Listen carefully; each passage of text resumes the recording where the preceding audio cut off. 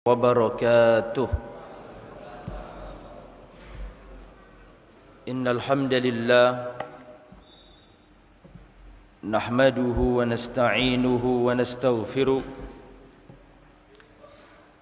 ونعوذ بالله من شرور أنفسنا ومن سيئات أعمالنا من يهده الله فلا مضل له ومن يضلل فلا هادي له وأشهد أن لا إله إلا الله وحده لا شريك له وأشهد أن محمدا عبده ورسوله لا نبي ولا رسول بعده. اللهم صل وسلم وبارك على نبينا وحبيبنا محمد وعلى آله وصحبه ومن سار على نهجه إلى يوم الدين. Amma ba'du. Para hadirin, Bapak Ibu, saudara-saudariku rahimani wa rahimakumullah. Alhamdulillah, kita bersyukur diberi kemudahan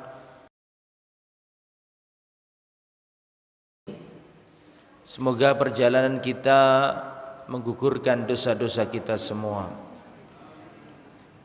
Dan semoga salawat serta salam tetap tercurahkan ke baginda Muhammad sallallahu alaihi wasallam, istri-istri beliau, para sahabat beliau, keluarga besar beliau, dan umatnya yang senantiasa setia di atas sunnah dan ajaran beliau. Dan tak lupa kita ucapkan jazakumullah khairan katsiran, matur nuwun sangat untuk pengurus masjid. Semoga apa yang sudah diupayakan dicatat oleh Allah sebagai pemberat timbangan amal kebaikan di akhirat kelak. Amin ya rabbal alamin. Para hadirin rahimani wa rahimakumullah. Kajian kita adalah kajian sifat solat Nabi. Dan kitab yang saya pakai adalah kitabnya Syekh Al-Imam Muhammad Nasiruddin Al-Albani. Dan setahu saya kitab ini sudah banyak diterjemahkan. Namun sebelum masuk ke kitab ini, menjelaskan tentang bagaimana tata cara solatnya Nabi, kita selesaikan dulu urusan toharoh atau bersuci, yang mana pada pertemuan yang lalu sudah saya jelaskan tentang bab wudu. Betul nggih? Pada pertemuan yang lalu sudah saya sampaikan bab wudu. Maka insya Allah pada pembahasan kali ini, sebelum kita masuk bab solat, kita bahas babul ghusli wat tayammum, bab mandi besar dan tayammum, karena wudu sudah kemarin. Lah, kapan kita ini wajib mandi besar? Jadi kata-kata al-ghusl, mandi, kalau disebutkan dalam kajian fikih, yang dimaksud mandi adalah mandi besar. Tidak ada mandi kecil kalau dalam kajian fikih. Jadi kalau disebutkan orang kalau habis hubungan badan wajib mandi, kata-kata mandi di sini maksudnya adalah mandi besar. Ya, karena dalam kajian fikih yang dimaksud mandi adalah mengguyur seluruh tubuh dari ujung rambut sampai ujung kaki rata dengan air. Adapun secara detail bagaimana caranya nanti kita jelaskan. Kita harus tahu dulu apa saja yang menyebabkan kita ini wajib mandi. Mujibatul ghusli, perkara-perkara yang mewajibkan kita untuk mandi besar apa saja. Yang pertama, khurujul mani fil yaqdhah au fin naum. Pertama, yang mewajibkan kita wajib mandi adalah keluarnya mani fil yaqdhah, baik dalam keadaan terjaga, au fin naumi, atau dalam keadaan tertidur. Innamal ma'u minal ma', sesungguhnya wajib mandi besar kalau air mani itu keluar. Keluar air mani itu bisa dengan jima, maka ini wajib mandi, atau bisa dengan selain jima, mungkin dengan mimpi basah atau dengan istimna, masturbasi, dan ini tidak boleh. Tapi kalau dilakukan haram dan dia wajib mandi besar. Lah, wa an ummi Salama anna umma Sulaim qalat, dari Ummu Salama, Ummu Sulaim berkata, ya Rasulullah, innallaha la yastahyi minal haq. Ya Rasulullah, sesungguhnya Allah tidak pernah malu dari kebenaran. Maka aku bertanya, fahal alal mar'ati ghuslun idhah talamat, apakah wajib bagi seorang wanita mandi? Sekali lagi, kalau disebutkan mandi maksudnya apa? Mandi besar. Itu saya ulangi bolak-balik biar nanti kedepannya nggak usah pakai besar, maksudnya mandi adalah mandi besar. Fahal alal mar'ati ghuslun idza ikhtalamat, ya Rasulullah, apakah bagi wanita itu wajib mandi jika dia itu mimpi basah?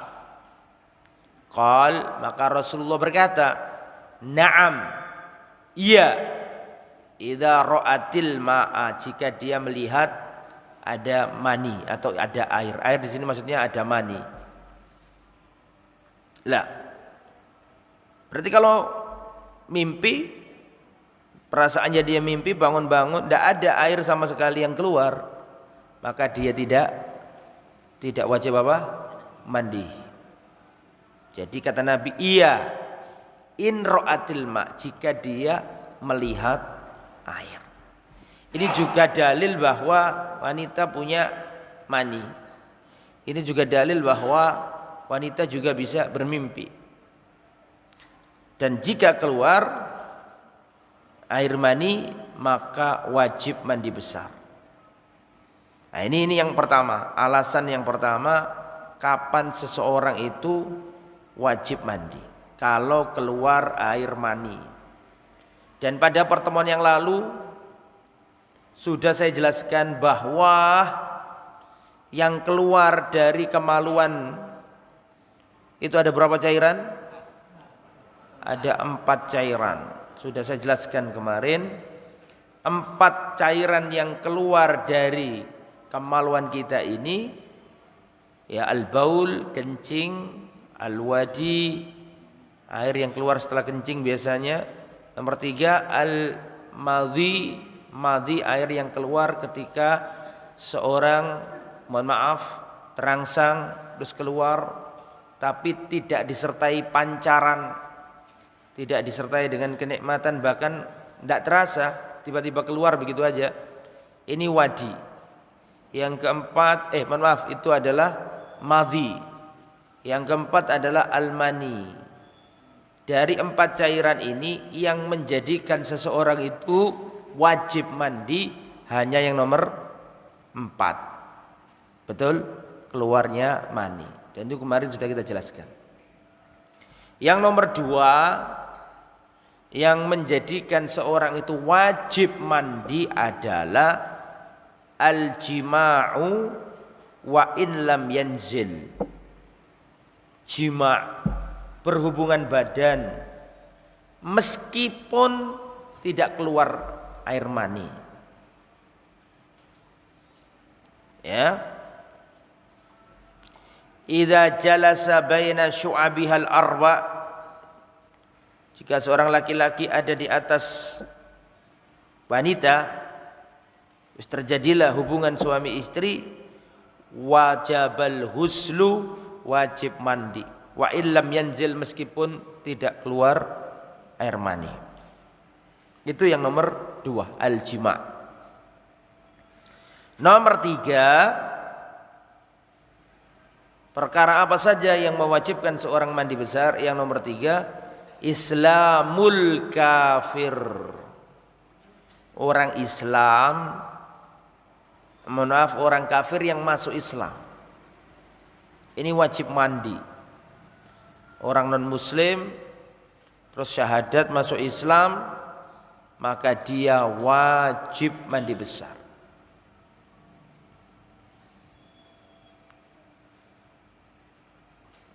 Berdasarkan hadis, ada seorang sahabat Nabi namanya Qais bin Asim.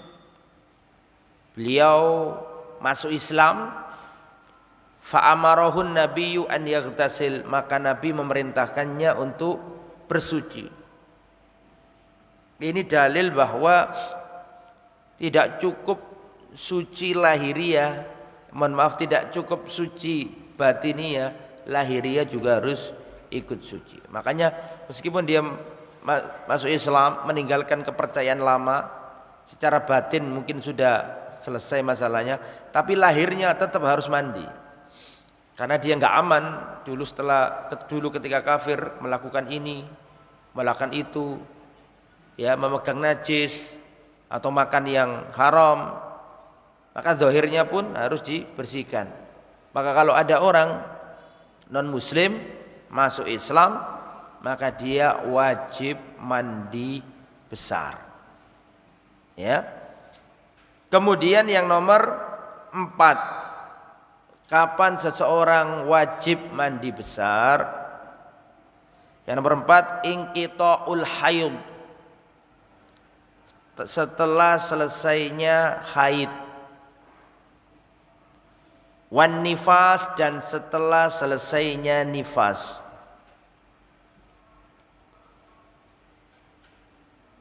Nah, ini penting. Tapi tidak sekedar terputus haid, ya. Jadi seorang laki-laki itu tidak boleh mengumpuli istrinya meskipun istrinya sudah berhenti haid sampai mandi dulu. Jadi nggak boleh seorang suami tanya kepada istrinya, gimana mah, sudah selesai tak? Sudah. Terus langsung dikumpuli, nggak boleh. Tapi harus apa? Mandi dulu. Ya, harus mandi dulu. Gak sekedar ingkitok, tidak sekedar apa? Selesai tok. Tapi harus mandi dulu baru boleh dikumpuli. Saya ulangi, yang nomor 4 yang menyebabkan seseorang itu wajib mandi adalah inqita'ul haid. Matur nuwun, jazakallahu khair. Terputus dari haid. Dan kemarin saya jelaskan, haid adalah damun tabi'iyun, darah kebiasaan wanita.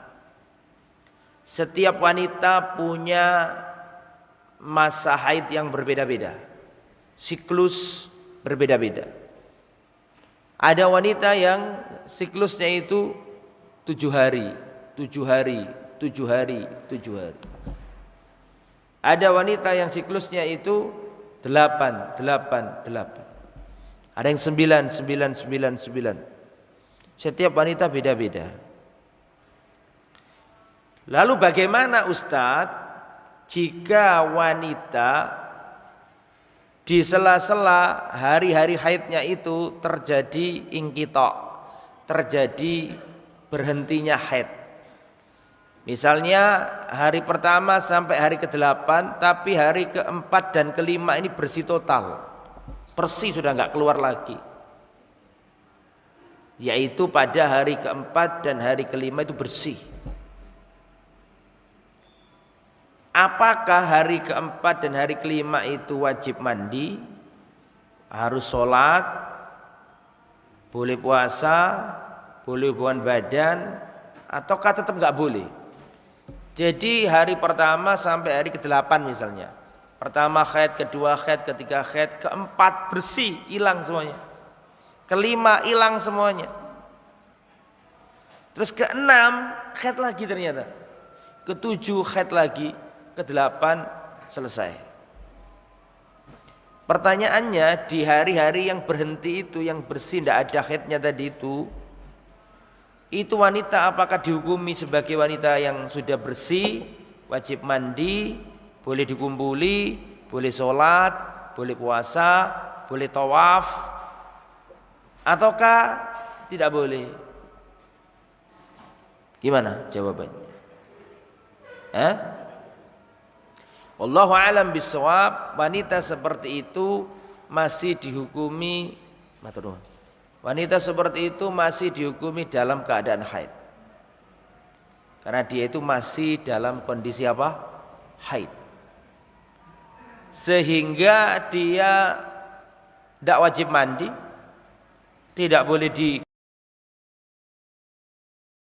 melaksanakan tawaf, tidak boleh melaksanakan sholat, tidak boleh melakukan puasa, karena dia masih terhitung pada hari-hari haid. Itu kalau ada di dalam sela-sela hari-hari haid.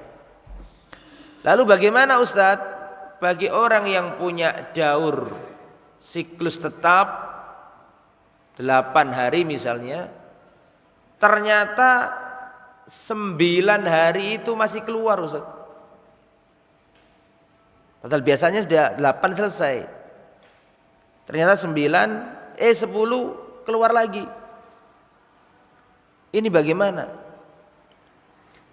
Biasanya siklus tidak teratur itu habis melahirkan disertai memakai pil atau suntik atau apa itu, KB lah gampangannya. Itu biasanya siklusnya berantakan. Misalnya kadang 7, kadang 8, kadang 9. Ini bagaimana Ustaz? Kalau wanita itu punya siklus tetap 8, 8, 8, 8, 8, ternyata kok dilala 10, kok ada lagi 10, kemungkinan besar itu 10 itu darah istihadah. Tapi kalau orang itu pada dasarnya siklusnya berantakan, kadang 7, kadang 8, kadang 9, nggak jelas. Kalau tidak jelas, maka dikembalikan ke sifat darahnya. Kalau darahnya itu merah kehitam-hitaman, bau, kental, padat, bukan padat ya, yaitu tebal, maka ini darah haid. Dia nggak boleh sholat, nggak wajib mandi. Tapi kalau darahnya itu darah segar, merah, encer, maka ini kemungkinan darah istihadah, maka dia wajib mandi dan harus sholat. Ya, artinya dia wajib mandi karena sudah selesai dari apa? Dari haidnya. Itu tentang haid, dan saya rasa itu sudah saya jelaskan kemarin. Jadi yang mewajibkan seseorang itu mandi besar adalah setelah haid, ikhlas, selesai. Dan juga yang nomor 4 tadi setelah selesai dari apa tadi? Nifas. Apa sih darah nifas itu, Pak?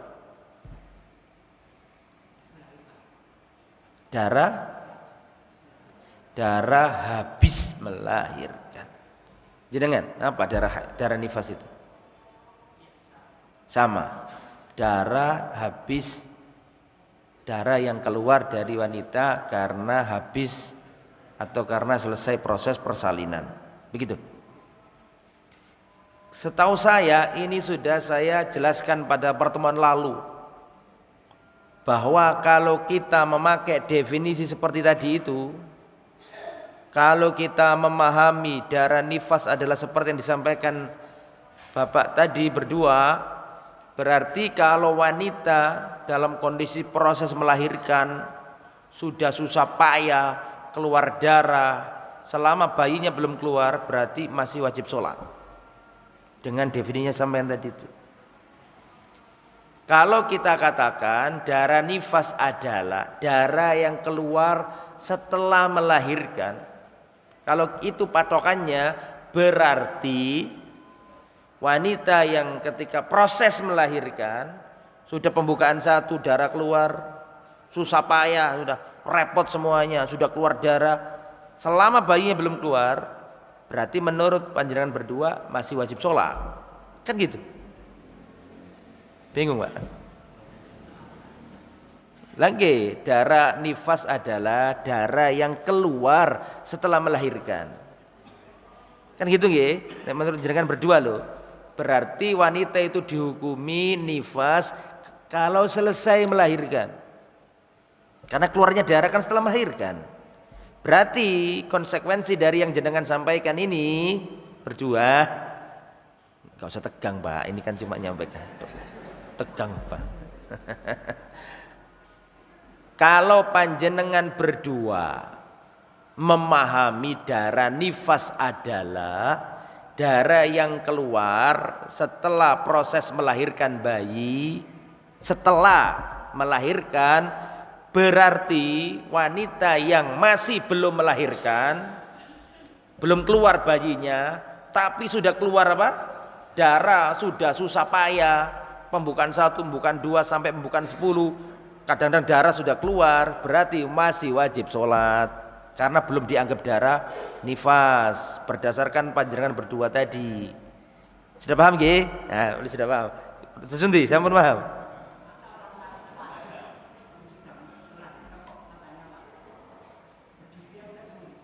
Ya apa sampai ini? Sholat itu selama orang itu masih belum mati Pak, wajib sholat Pak.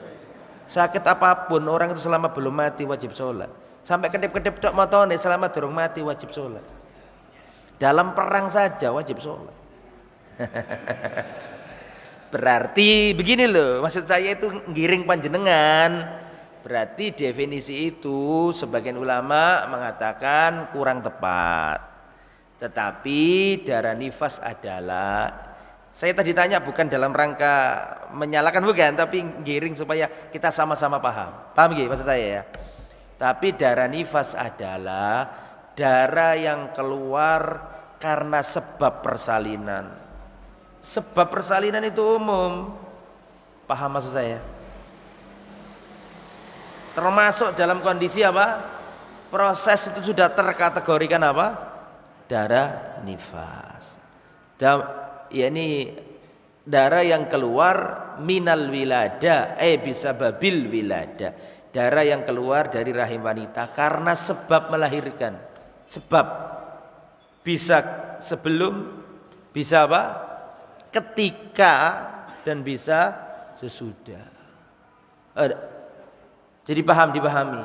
Jadi berdasarkan definisi yang seperti yang saya baca tadi, wanita kalau sudah pembukaan 1, pembukaan 2, proses melahirkan sudah susah payah dan bahkan sudah keluar darah mengalir sudah, maka statusnya itu sudah dianggap apa tadi?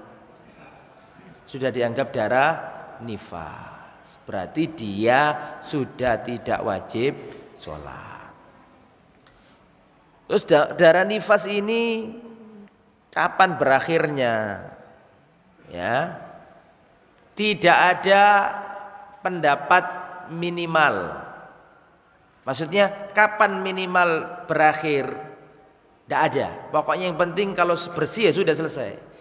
Apakah ada batas minimal? Tidak ada. Tapi kalau batas maksimal, jumhur mengatakan 40 hari.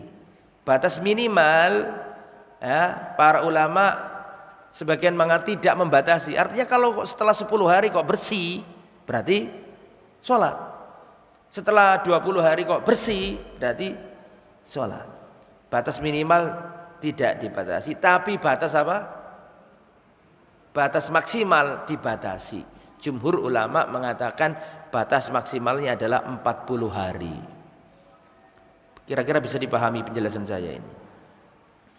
Artinya kalau habis melahirkan sesudah 40 hari kok masih keluar, maka berdasarkan jumhur, maka dia tetap apa?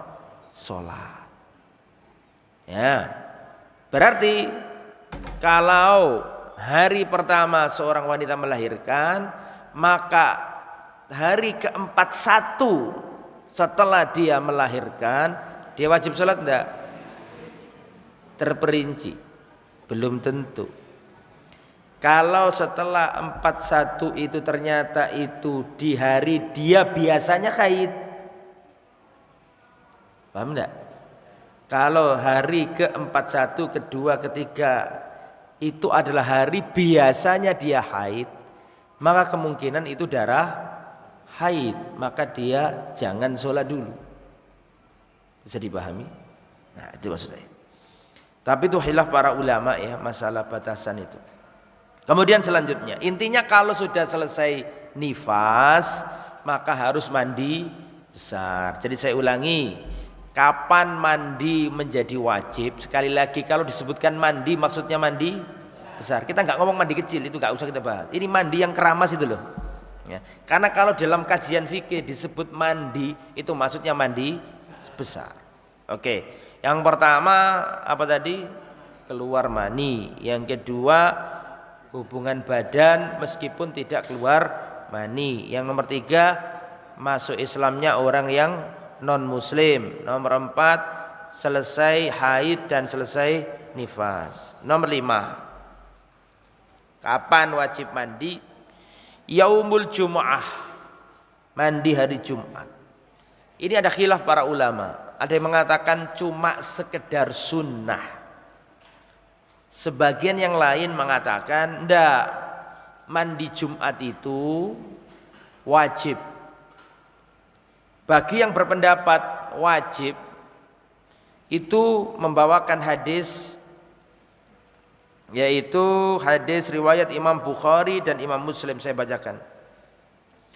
Ghuslul Jum'ati an Abi Sa'id Al-Khudri anna Rasulullah sallallahu alaihi wasallam qala, dari Abu Sa'id Al-Khudri, sahabat Nabi, bahwasanya Rasulullah bersabda, ghuslul jumu'ati wajibun. Nah, pakai nas ini, wajibun.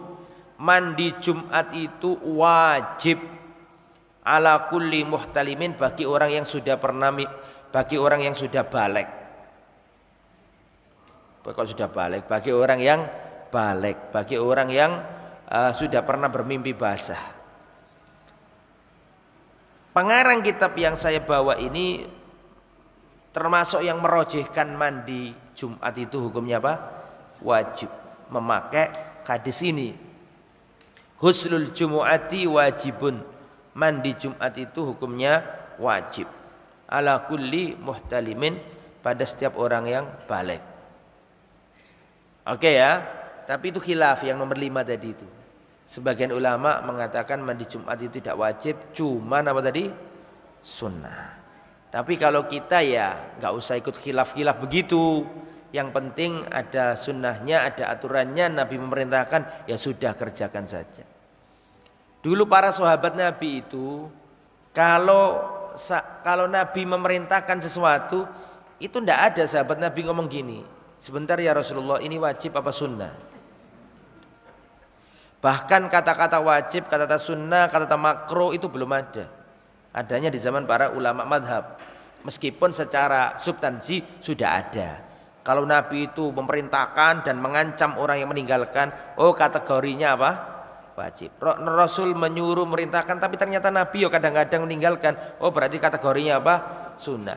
Tapi klasifikasi seperti ini dengan nomenklatur nama-nama itu, klasifikasi ini belum ada. Adanya di zaman para madhab, paham? Meskipun secara substansi sudah ada. Contoh, idza dakhala ahadukum al-masjida fala yajlis hatta yusalli rak'ataini. Jika salah seorang di antara kalian masuk masjid, jangan duduk sampai dia sholat 2 rakaat dulu. Tidak ada para sahabat tanya ke Nabi, ya Rasulullah ini wajib apa sunnah? Tidak ada. Pakai ditinggalkan aja. Maka sebagian orang mengatakan di zamannya Nabi itu cuma ada 2 kategori, perintah apa? Larangan. Kalau perintah kerjakan, nggak pakai tanya-tanya yang aneh-aneh. Kalau larangan tinggalkan. Nah, beda dengan kita. Oh cuma sunnah, nggak apa-apa. Cuma sunnah, nggak apa-apa kan itu. Orang zaman dulu itu mengerjakan sesuatu ya karena memang sunnah. Orang sekarang ini meninggalkan sesuatu dengan alasan kan cuma sunnah. Contoh, Imam Syafi'i termasuk yang berpendapat bahwa sholat berjamaah itu sunnah, tidak wajib. Tapi prakteknya Imam Syafi'i itu sholat berjamaah. Seandainya ditanya, do Imam Syafi'i panjenengan kok sholat jamaah terus? Sunnah, ini sunnah. Orang zaman dulu itu mengerjakan sesuatu karena itu sunnah. Nah kalau orang sekarang kan enggak. Kenapa sama kok gak sholat jamaah? Loh, kan mek sunnah. Apa maksudnya? Jadi ada pergeseran nilai dan makna dari kata-kata sunnah. Orang zaman dulu itu nek kata sunnah itu semangat gitu. Sekarang itu malah dijadikan dalil untuk enggak apa-apa kan gitu. Nah, oke. Bagaimana rukunnya mandi besar cuma 2. Rukunnya mandi besar cuma 2. Yang pertama niat. Niat bahwa dia mengerjakan mandi besar untuk mengangkat hadas besar. Tetapi niat ini mahalluha al-qalb. Tempatnya niat itu hati. Mahallun niyah mandi besar, niat mengangkat hadas. Enggak harus dilafatkan, tapi di hatinya itu disengajakan untuk itu. Itu yang pertama. Yang kedua, ta'mimul badan bil ma'. Mengguyur badan dengan seluruh tubuh. Mengguyur badan dengan seluruh tubuh. Cuma 2 tok rukunnya dan gak boleh ditinggalkan salah satunya. Nah terus bagaimana tata caranya? Nah, tata cara mandi besar itu ada 2. Tata cara mandi besar itu ada 2. Yang pertama adalah cara yang kamal, yang sempurna. Cara yang tamam, kamal, sempurna. Maka ya kalau yang sempurna ini dimulai dari 1, membersihkan kemaluan dulu. Apalagi kalau habis hubungan badan atau habis pipis misalnya, membersihkan kemaluan. Setelah itu berwudu. Seperti wudu ketika sholat itu. Berwudu. Setelah berwudu, maka mengguyur anggota tubuh ya dengan terserah, boleh pakai shower, boleh pakai gayung. Ya pertama kepala dulu dipastikan di celah-celah rambutnya terbasahi semuanya, terus ngambil diguyurkan ke anggota tubuh sebelah kanan sampai rata, setelah itu sebelah kiri sampai rata, dan dipastikan air itu mengalir ke seluruh ya penjuru, lorong-lorongnya, sudut-sudutnya ya, ke seluruh tubuh harus terbasahi merata. Itu cara yang sempurna. Jadi cuci kemaluan, berwudu dulu. Dan gimana cara wudu? Saat yang kemarin kita jelaskan itu sudah. Ya wudu seperti yang sholat ini. Setelah itu dipastikan dulu rambutnya terbasahi semuanya, terus diguyur dan memastikan air merata ke celah-celah, termasuk celah-celah jari jemari, celah-celah jari-jari kaki, lubang hidung, lubang telinga, itu dipastikan kemasukan air semua. Nah, itu cara yang sempurna. Cara yang kedua adalah tentunya pakai niat loh ya, yang pertama. Niat langsung diguyur gitu aja. Boleh sudah. Niat mandi besar, langsung diputar showernya, terus dibasahi semua, sudah selesai. Kalau di desa ya niat dalam hati mandi, niat dalam hati ya mandi terus jugur naik ya jadi. Paham ya? Karena sudah terbasahi semua. Berarti di rumah saya itu belakangnya kali. Kalinya mengalir airnya. Boleh langsung nyelum gitu aja, langsung bangun ya. Apakah harus pakai sampo? Apakah harus pakai sabun? Itu hanya taksiniat saja, sekunder untuk memastikan keabsahan apa tadi? Mandi. Kalau mandinya nggak harus pakai itu, cuma ya ngapain kok sekalian toh mandi sekalian bersih-bersih kan gitu. Tapi seandainya nggak pakai sampo pun ya sah juga. Ya, sah juga. Oke, jadi ada dua cara. Apakah masih diperlukan wudhu lagi Ustadz setelah mandi besar itu? Tidak perlu wudhu lagi, tidak wajib wudhu lagi, karena logikanya mandi wajib itu sendiri sudah mengangkat hadas besar, bisa dipahami. Sedangkan wudhu itu hanya bisa mengangkat apa? Hadas kecil. Misalnya orang habis pipis, habis buang angin, ya itu kan wajib wudhu. Tidak hanya itu, ini mandi besar, mengangkat janabah, mengangkat hadas yang besar. Dan kemarin sudah saya jelaskan perbedaan najis sama hadas. Masih ingat? Apa perbedaannya hadas sama najis? Ayo Pak. Siapa yang tahu? Apa perbedaannya Pak? Hadas dengan najis.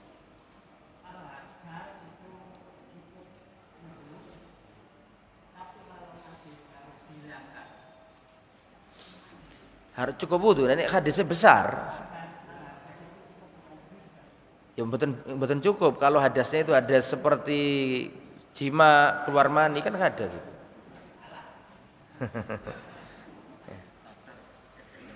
Yang lain. Monggo Pak. Najis itu ada bentuk fisiknya, ada barangnya.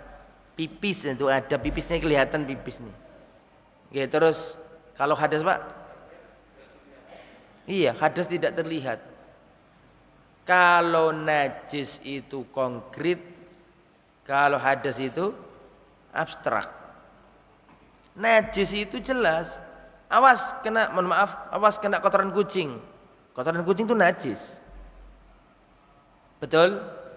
Awas ada pipisnya adikmu di bantal itu misalnya. Lah pipisnya adikmu itu najis. Bisa dipahami? Ya. Tapi kalau hadis itu tak terlihat. Ada seorang suami istri, perhatikan, seorang suami istri, dia hubungan badan, keluar air maninya sudah dibersihkan, sudah nggak ada kotoran, tapi status dia masih berhadas. Mana hadasnya? Nggak kelihatan. Paham? Saya buang air kecil,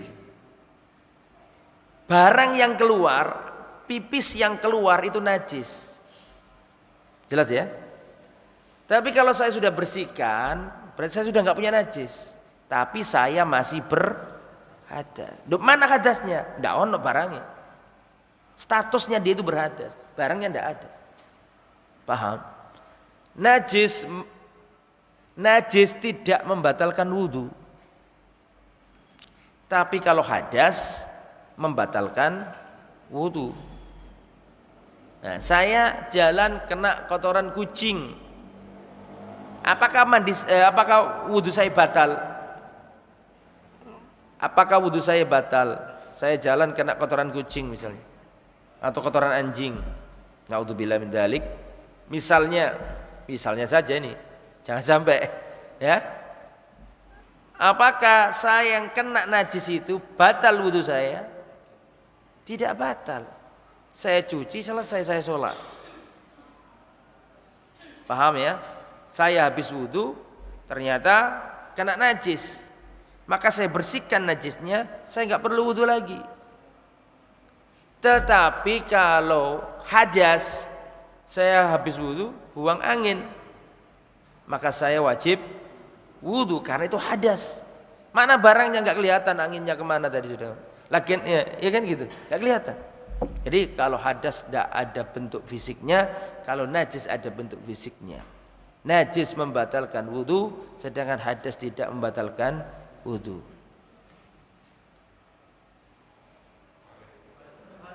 Dalam terbalik ya. Yang benar bagaimana? Najis tidak membatalkan wudu, kalau hadas membatalkan wudu. Alhamdulillah.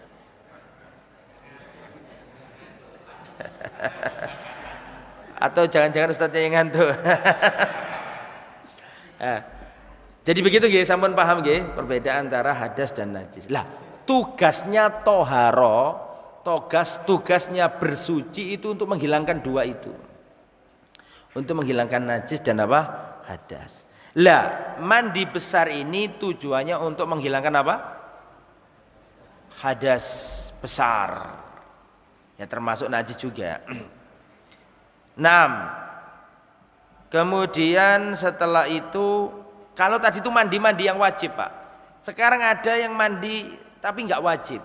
Dianjurkan mandi tapi nggak harus mandi. Tapi dianjurkan dan diperintahkan untuk mandi meskipun nggak sampai wajib. Sekali lagi ini mandi apa? Mandi besar. Kita nggak bahas mandi yang tidak besar. Kapan saja kita dianjurkan mandi, yaitu mandi besar, yang pertama inda kulli jima'in, pada setiap hubungan badan. Ya. Rasulullah pernah datang ke istri yang pertama, ngumpuli istrinya, kemudian datang ke istri yang kedua, ngumpuli istrinya, datang ke istri yang ketiga, dan Rasulullah mandi. Saya baca anna nabiyya tawafa dzata lailatin ala nisa'i yaghtasil inda hadhihi. Rasulullah pernah menggilir istri-istrinya, datang ke rumahnya fulana, datang ke rumahnya fulana, ke Aisyah, ke Hafsah, ke Ummu Salamah, dan setiap itu mandi. Jadi dianjurkan untuk mandi pada setiap kali bersenggama. Termasuk yang punya satu istri tapi mau nambah, itu pun dianjurkan untuk, maksudnya nambah hubungannya, bukan nambah istrinya. Kalau mau ngulangi lagi misalnya, maka ini dianjurkan untuk mandi. Limadha, kenapa? Li'annal ghusl yujaddidul quwwah. Karena mandi itu bisa mengembalikan apa? Kekuatan. Ya.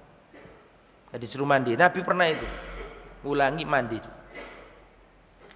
Terus yang nomor 2, ightisalul mustahadha likulli sholatin. Wanita yang tertimpa istihadha, ngerti istihadha? Darah sakit, darah yang keluar terus, tapi bukan darah haid. Maka wanita seperti ini tetap wajib sholat, cuma disarankan mandi pada setiap kali sholat, tapi gak wajib. Yang nomor 3, kapan dianjurkan, bukan diwajibkan. Kalau diwajibkan sudah selesai ya. Kita sekarang ngomong kapan dianjurkan. Dianjurkan untuk mandi, yang nomor 3, al-ightisal ba'dal ighma. Dianjurkan mandi setelah pingsan. Tapi ini gak wajib.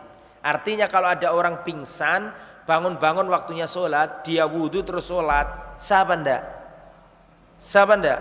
Sah, tetapi dianjurkan habis pingsan disuruh apa? Mandi. Nomor 4, al-ihtisal min dafnil musyrik. Disuruh mandi besar, dianjurkan habis menguburkan jenazahnya orang musyrik. Ini berarti menguburkan jenazahnya orang musyrik boleh.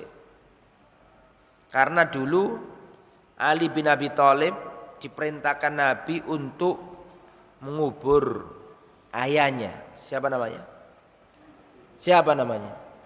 Abu Thalib. Ali bin Abi Thalib punya bapak namanya Abu Thalib, kan mati dalam keadaan kafir. Tapi Rasulullah nyuruh Ali untuk menguburkan jenazah ayahnya.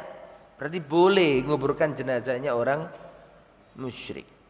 Tetapi setelah itu Rasulullah berkata ketika Ali sudah balik menguburkan jenazah ayahnya, Rasulullah berkata, "Ightasil, wahai Ali, mandilah kau." Dianjurkan untuk mandi. Nomor 5, al-ightisal lil idain wa yaum Arafah. Mandi besar pada hari raya Idul Fitri, Idul Adha, dan ketika hari Arafah. Hari Arafah itu luar biasa ya. Yang nomor 6, al-ghuslu min ghuslil mayyit. Dianjurkan mandi setelah memandikan mayit. Tapi ini bukan wajib, sekedar dianjurkan. Mandi setelah memandikan mayit. Nomor 6, al-ghuslu lil ihram bil haji wal umrah. Mandi untuk ihram, baik umrah maupun haji. Yang terakhir, al-ghuslu lidukhuli Makkah. Dianjurkan mandi sebelum masuk kota Makkah. Saya rasa mandi cukup ya. Sekarang kita ganti satu lagi sebelum masuk sholat.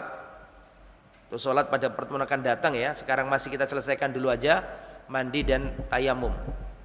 Insya Allah jika Allah mengizinkan ada pertemuan lagi kita mulai bab sholat. Jadi sebenarnya kajian kita ini kan judulnya apa? Sifat sholat Nabi. Saya sudah nyiapkan kitab ini. Cuma kan saya itu mikir mosok kok ujuk-ujuk sholat wudhu ini dorong diterangno. Maka kita terangkan dulu meskipun tuh sekilas saja. Kalau diperinci toharo itu banyak macam-macam air ya. Air itu ada berapa Pak? 7. Oke. Air sungai, air hujan, air salju. Air itu ada berapa? 2. Yang pertama suci dan air najis gak ada. Para ulama banyak membagi-bagi kayak gini ya. Tapi di antara pembagian itu para ulama membagi 3. Sebelum kita masuk ke bab apa? Tayamum ya. Kita berbicara air dulu nih. Karena wudhu butuh air, kemudian mandi juga butuh air. Banyak pembagian-pembagian para ulama. Tapi saya akan jelaskan pembagian 3 saja. Yang pertama adalah al-ma'u at-tahur. Al-ma'u at-tahur. Ma artinya air, tohur artinya air tohur. Air tohur itu bagaimana Ustadz? Air tohur adalah tohirun li nafsihi wa mutahhirun li ghairihi. Air tohur adalah air yang suci dan mensucikan. Suci untuk dirinya dan mensucikan selainnya. Itu namanya apa tadi? Air tohur. Ma al-ma'ut tohur. Ma tohur. Air tohur, yaitu suci dan mensucikan. Kategorinya itu bagaimana Ustaz? Mak tohur itu. Mak tohur itu kalau air itu masih pada sifat aslinya. Kalau air itu masih pada sifat aslinya. Ta'muhu rasanya, warihuhu dan aromanya, walaunuhu dan warnanya. Kalau 3 ini masih pada keasliannya, maka dia ma'ut tahur. Bisa dipahami? Bisa dipahami? Ma' tahur adalah air yang suci dan mensucikan. Cirinya itu dia masih tetap pada keasliannya dalam 3 hal. Rasanya, sampean tahu kan rasanya air kayak gimana? Rasanya. Nah, yang kedua apa? Warnanya. Warna air tahu toh sampean? Yang asli maksudnya. Yang nomor 3 apa tadi? Baunya, aromanya. Kalau 3 ini masih pada keasliannya, itu mak tohur, suci dan mensucikan. Contohnya air sumber, air hujan, terus air apa? air sungai, air sumur. Tetapi itu bukan syarat ya, mohon maaf, karena para ulama juga menjelaskan bahwa air laut juga kategorinya adalah ma' tohur. Ma' tohur, ya. Air laut termasuk ma' tohur, artinya suci dan mensucikan. Oke, itu ma' tohur ya, air laut, air sumur, air sungai, air sumber, air danau. Ustaz, tapi kalau air sungainya itu berubah-ubah nggak karu-karuan Ustaz. Ya beda lagi, kalau itu kan sudah keluar dari apa tadi? Sifat aslinya. Oke, itu namanya ma' tohur.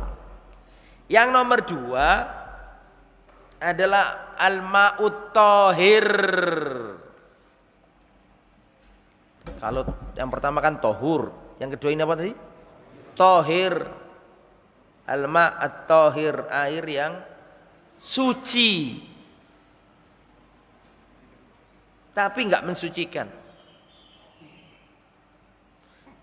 Apa air tohir ini? Air tohir adalah air yang suci tapi kecampuran benda-benda yang tohir juga, yang suci juga, sehingga mengubah sifat aslinya. Bingung? Gak bingung kan? Saya ulangi ya. Air tohir adalah air yang suci, tapi tercampur dengan benda-benda yang tohir lainnya, benda yang suci lainnya, bukan benda najis maksudnya. Paham sampai sini? Kecampuran benda-benda yang suci ya tohir, yang bukan najis, dan mengubah dari sifat dasarnya. Warnanya berubah. Terus apa lagi? Aroma dan baunya berubah, keluar dari sifat aslinya. Iki tohir namanya, suci tapi nggak bisa mensucikan. Saya mau tanya, tolong dijawab. Air kayak gini nih, air suci ini tohur apa tohir? Tohur, jelas ya. Tapi kemasukan bumbu, kemasukan rempah suci nggak najis. Bumbu suci nggak najis, betul? Betul apa enggak? Diolah jadi soto Lamongan. Apakah boleh orang mandi pakai kuahnya soto? Gimana sih? Ada orang mandi bersuci kumur pakai rawon atau pakai kolak. Iya, dan seterusnya, maksud saya ini kalau dikembangkan ya banyak. Lah, ini kata para ulama ini tohir, nggak najis, cuman nggak bisa dipakai untuk mensucikan. Yuk, udah jelas tuh? Udah jelas ya? Nah, yang nomor 3 adalah al-ma'un najis, air yang najis. Nah, air yang najis itu bisa jadi yang memang najis dari asal seperti pipis, atau dia aslinya nggak najis tapi kemasukan benda najis dan mengubah sifat-sifatnya. Jelas? Nah, sekarang ada pembahasan. Ustadz, kalau ada air banyak, air banyak. Iya, jumlahnya banyak. Ada air, jumlahnya banyak, kemasukan najis. Tapi najisnya ini tidak mengubah bau. Baunya tidak ada, masih sifat dasarnya. Warnanya masih sama. Rasanya ya cobain dulu. Setelah dicobain rasa, bau, dan satunya apa tadi? Iya, warna nggak berubah dan airnya itu banyak. Air danau, air mengalir lah. Air danau banyak kan? Terus kena ada anak kecil pipis di situ. Tapi warnanya tetap warna air. Aromanya masih aroma warna air yang secara biasa itu. Ya. Dan rasanya juga ya sama seperti air biasa itu. Ini najis enggak? Sepakat para ulama, ini tohir apa najis apa tohur? Lah, sudah mulai bingung ini. tetap tohur karena tidak berubah sifat dasarnya tadi, tetap tohur. Sama aja kaidahnya, apalkan kaidahnya akan apal perinciannya. Pokoknya banyu akeh kemasukan najis tapi nggak mengubah sifat dasarnya, tetap sesuai dengan kemutlakannya. Jelas sampai sini? Air apa tadi sini? Iya, kolam renang terus ada anak kecil renang ternyata pipis di situ juga. Waduh, soro iki. Tapi nggak mengubah sifat-sifatnya, tetap dia itu tohur. Sepakat kalau air itu banyak kena najis, tapi kenajisan itu nggak mengubah apa?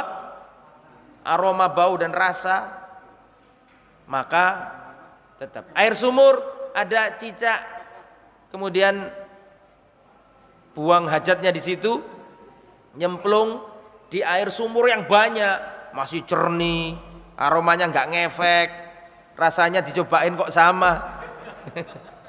Maka itu masih tidak keluar dari ketohurannya. Sudah jelas ya? Oke, sekarang saya buat contohnya lagi karena banyak contohnya. Contoh yang kedua, air sedikit, 1 gelas. Nih, 1 gelas. Bukan 1 gelas, 1 botol nih. 1 gelas kecil kemasukan najis dan berubah sifat dasarnya. Baunya berubah, warnanya berubah. Najis apa? Najis. Itu contoh yang kedua. Contoh yang ketiga. Apa namanya? Air yang sedikit. Air sedikit ya kayak air kamar mandi itu lah. Enggak terlalu air jeding ya istilahnya. Ya bak mandi kemasukan benda najis. Tapi enggak, artinya kategorinya enggak banyak ini, enggak. Air sedikit intinya, air sedikit. Entah apa aja contohnya, timba atau ember, air sedikit. Terus kemasukan benda najis. Tapi tidak berubah, aromanya tidak berubah, baunya tidak berubah, rasanya pun tidak berubah. Tapi kondisi airnya itu air apa yang kalau tadi kan banyak yang pertama, itu no problem banyak. Ini sedikit airnya ini. Airnya sedikit, terus kemasukan benda najis, tapi nggak berubah warna, bau dan rasanya. Pertanyaannya, ini air tetap tohur apa jadi najis?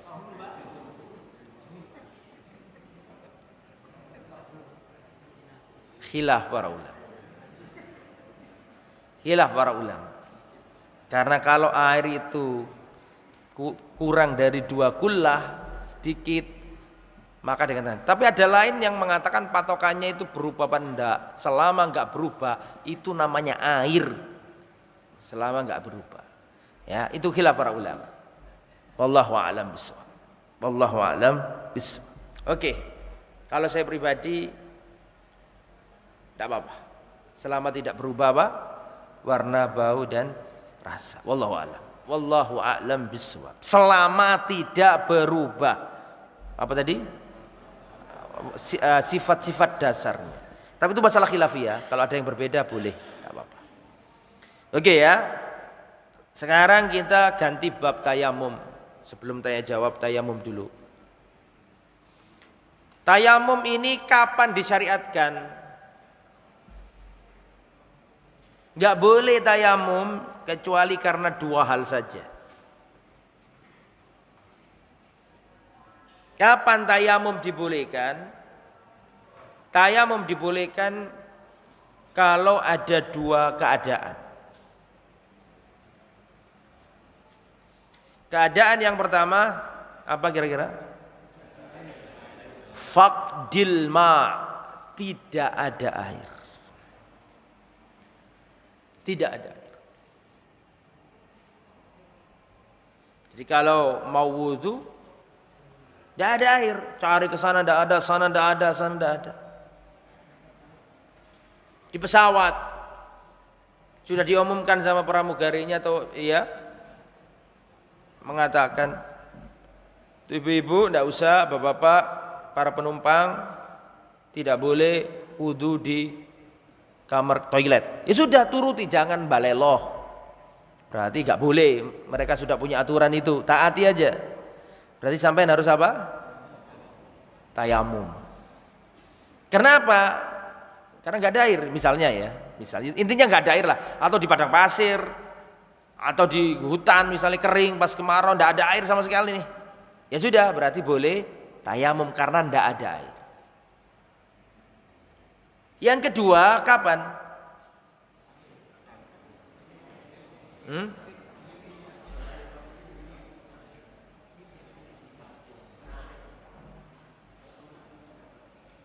Gimana? Ada yang ngomong sakit, ada yang ngomong musim dingin. Surabaya gak ada musim dingin, Pak. Gak ada.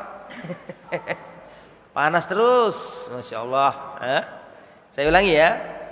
Kapan seorang boleh tayamum? Yang pertama apa tadi? Tidak ada air. Yang kedua, ada air tapi tak mampu menggunakan air. Al-ajiz, ketidakmampuan menggunakan air. Kenapa saya lebih senang kata-kata tidak mampu? Karena tidak mampu itu umum. Masuk sakit masuk, betul? Masuk juga nggak harus sakit. Dingin yang luar biasa boleh, tapi kan nggak sakit itu. Makanya lafadz yang dipakai para ulama adalah al-ajiz, ketidakmampuan. Sedangkan ketidakmampuan itu perinciannya banyak, ya bisa karena sakit, bisa karena dingin yang sangat seperti di negara-negara yang bersalju. Ya, seperti yang dilakukan Amr bin As. Amr bin As ini kan pernah menaklukkan Syam, Palestina. Palestina kan turun salju juga. Pada waktu itu beliau di sana jadi pemimpin, ngimami sholat junub loh, padahal beliau ngimami sholat tanpa wudu, tayamum di negeri Syam, Palestina sana. Ketika ditanya kenapa kok melakukan itu, dilaporkan sama Rasulullah. Ini Amr bin As ini junub ngimami kami ya Rasulullah, enggak wudu, enggak mandi besar. Enggak mandi besar beliau. Ketika ditanya oleh Rasulullah SAW, maka Amr bin As berhujjah bahwa kita enggak mampu menggunakannya, saking dinginnya di sana itu ya Rasulullah. Maka Rasulullah membenarkan. Sakit enggak Amr bin As tadi? Tidak sakit. Nah, jadi saya ulangi, ada dua syarat. Yang pertama apa tadi? Tidak ada air. Yang nomor dua, ada air tapi al-ajiz, ada ketidakmampuan untuk menggunakan air. Nah, ketidakmampuan itu umum, bisa karena macam-macam. Bisa jadi ada air tapi orangnya mohon maaf nggak bisa gerak, stroke, mau jalan nggak ada yang bimbing, nggak ada yang nuntun, kan tidak mampu juga ini namanya kan? Atau kedinginan yang sangat luar biasa, atau sakit yang menyebabkan dia nggak bisa kena air dan seterusnya. Itu ya, wallahu a'lam. Terus bagaimana caranya? Ya, bagaimana caranya tayamum? Bagaimana cara tayamum? Sifatut tayammum, tata cara tayammum. Innama kana yakfika hakada. Perhatikan saya. Daraban Nabi sallallahu alaihi wasallam bikaffaihi. Rasulullah memukul dengan kedua tangannya ini, telapak tangannya ini al-ardo. Maksudnya memukul itu menepuk. Bukan kok mantemi bumi, bukan ya. Masih menepuk begini. Ya, yang penting turab. Turab itu nggak mesti di tanah, ya di mana aja yang ada turab. Soid itu ya. Giniin, dipukulkan. Mana tadi ya? Daraban Nabi Rasulullah memukul bikafaihi dengan dua tangannya al-ardo. Begini.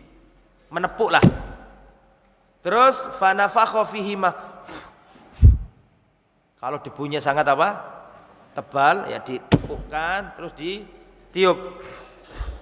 Wa masaha bihima wajahu, diusapkan ke wajahnya beliau. Wajahnya semuanya wajahnya yang rata ya, jangan sebagian aja, rata. Wa kaffaihi, dan kedua punggung dari apa? Ini punggung telapak. Kalau ini perutnya telapak. Kalau ini punggungnya telapak. Jadi saya ulangi, menepuk. Kalau banyak maka tiup. Terus diusapkan ke seluruh ke wajah, setelah wajah baru kanan kiri. Kan tayamum. Yang membatalkan tayamum ini apa saja yang membatalkan wudu? Yang kemarin kita pelajari apa saja yang membatalkan wudu, yaitu yang otomatis menjadi yang membatalkan tayamum. Plus kalau menjumpai apa? Air.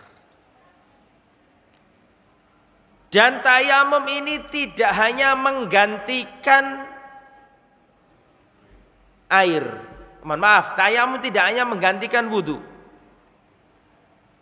Tapi tayamum juga menggantikan mandi. Ada seorang sahabat Nabi, ya, mandi junub. Mohon maaf, ada seorang sahabat Nabi yang mandi. Salah lagi. Ada seorang sahabat yang junub. Terus gak ada air, maka dia bergulung-gulung. Dikira harus semuanya kena debu. Terus tidak diajari, tetap sama. Ditepukkan, terus diusap ditipiskan kalau kebanyakan, terus diusap wajah, terus kedua telah. Mewakili mandi dan mewakili apa tadi? Wudu. Oke ya. Nah, sekarang bagaimana tata cara istinja dan istijmar? Ini perlu saya sampaikan sebelum masuk bab wudu ya. Sebelum masuk bab salat, astagfirullah. Nah, perhatikan. Ada istinja, ada istijmar. Istinja itu membersihkan sesuatu yang keluar dari dua pintu, pintu depan, pintu belakang. Paham maksud saya? Kubul dan dubur. Masih belum paham juga? Karena nggak enak kalau diomongkan itu. Paham ya? Saya ulangi, istinja adalah membersihkan benda, ya kan? Yang keluar dari dua pintu, pintu depan, pintu belakang. Paham maksudnya? Semoga sama nggak salah paham, aku dikira pintu rumah ini. Enggak kan? Membersihkan benda yang keluar dari pintu depan, pintu belakang. Kubul yaitu kemaluan bagian depan, wa dubur yaitu belakang. Pakai air itu namanya istinja. Kalau pakai non air itu namanya istijmar. Istijmar itu boleh pakai tisu, boleh pakai hajar, apa hajar artinya? Batu, boleh pakai kain, boleh pakai kayu, boleh. Nah, ada istinja, ada istijmar. Kedudukannya istinja sama istijmar ini tidak seperti kedudukan wudu dan tayamum. Kalau hubungan wudu dan hubungan tayamum itu badaliyah, pengganti. Kalau wudunya tidak mungkin terlaksana, boleh diganti dengan apa? Tayamum. Jadi hubungan antara wudu dengan tayamum itu hubungan badal, pengganti. Jelas sampai sini? Tapi hubungan istijmar dengan apa tadi satunya? Istinja pakai air, istijmar non air, ini bukan hubungan pengganti, bukan. Tapi hubungannya adalah pilihan. Jadi, kamu itu loh membersihkan gitu kok dengan apa batu, wong ada air gitu loh. Lah boleh, ini bukan pengganti, ini pilihan. Paham maksud saya? Sampai di kamar mandi nih ada tisu, ada air. Kalau nggak ada air baru pakai tisu. Enggak, boleh pakai tisu meskipun ada air. Sekali lagi sudah paham maksudnya? Hubungannya istijmar dengan istinja tidak seperti hubungannya tayamum dengan wudu. Tayamum dan hubungannya adalah pengganti. Tapi kalau istijmar sama wudu ini adalah pilihan, suruh milih yang mana nggak apa-apa. Dan dianjurkan 3, kata Nabi, 3 batu, 1 buang, 2 buang, 3 buang. Kalau masih belum cukup maka boleh harus nambah batu yang lain atau tisu lah kalau sekarang ya. Atau nggak mesti harus 3. boleh satu batu tapi mengandung beberapa sisi. Lu masuk sampai gini Ustaz dijelasin itu? Iya, dijelasin. Maka sisi yang satu dipindah ke sisi yang kedua, dipindah sisi yang ketiga, terus buang, jangan ditaruh di saku. Astagfirullahaladzim. Saya itu kenapa kok ingat itu? Karena saya itu punya syekh, waktu menjelaskan dulu ya ngomong kayak gitu. Supaya jadi kita ingat terus ya, karena diguyoni kayak gitu. Jangan ditaruh di saku, buang gitu. Nah sekarang saya sampaikan ke antum, ingat waktu menjelaskan dulu itu. Jadi akhirnya nggak lupa. Ya. Sama dengan Ustadz Mubarok ngajari kita. Itu dulu mungkin 20 tahun yang lalu. Ustadz Mubarok ngajari kita. Masdar itu ada 3. Pertama kali kita itu mikir, setahu kita masdar itu cuma ada 2. Kok Ustadz Mubarok kok jelaskan kok ada 3? Kita dengarkan aja dulu. Yang pertama, ingat-ingat nih ya. Yang pertama masdar sharih. Tulis. Yang kedua masdar muawwal. Yang ketiga masdar sono. Ini. Jadi gak lupa sampai sekarang, saya gak lupa gara-gara omongan itu. Itu seni dalam mengajar. Meskipun kita juga tahu gak mungkin masdar sono itu bagian dari masdar, tapi caranya Ustadz supaya kita apa? Supaya ingat. Sehingga sekarang pun saya kalau ngajar masdar tak tambahi kayak Ustadz Mubarok begitu. Jadi diriwayatkan dari generasi ke generasi, jadi sulit dilupakan gara-gara ada tambahannya itu. Ya ini guyonan ya, Terus kita kembali ke materi. Jadi istijmar sama apa tadi? Istinja. Oke. Silakan kalau ada tanya jawab. Insya Allah besok kita masuk bab apa? Bab sholat. Jika Allah mengizinkan. Amin. Fadal kalau ada pertanyaan. Fadal.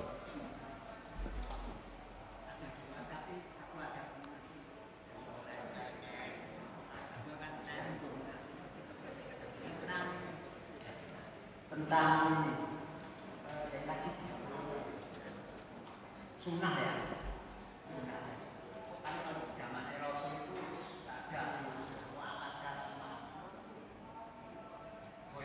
ada gitu ya. Akhirnya ada perintah dan larangan. Tapi ketika ini saya pengalaman saya tadi masuk, saya mau sholat tahiyatan masjid kan sudah dimulai majelis ilmu. Kadang-kadang ilmu itu katanya lebih tinggi daripada dunia. Akhirnya saya tinggalkan itu. Nah, itu masalahnya ketika ada pilihan itu tadi. Padahal tadi ada hanya 2. Yeah. Saya jawab dulu biar gak lupa. Begini ya. Tadi Bapak menyampaikan di zaman Nabi gak ada sunnah muakkadah. Begini, secara penamaan belum ada, tetapi secara substansi sudah ada.